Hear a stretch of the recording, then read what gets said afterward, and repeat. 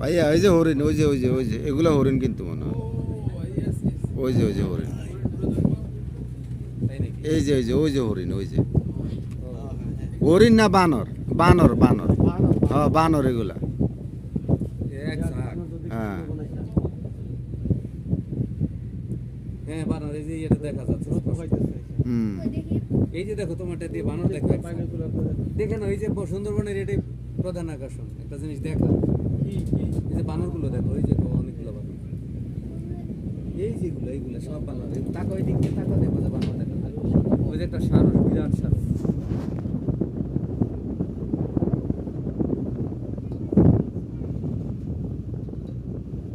পাইছো বানর, পাইছো?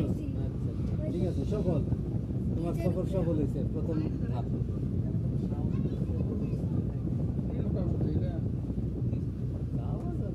আমি শুধু সাপকে ভয় পাই, এখানে বাঘ থাকতে পারছি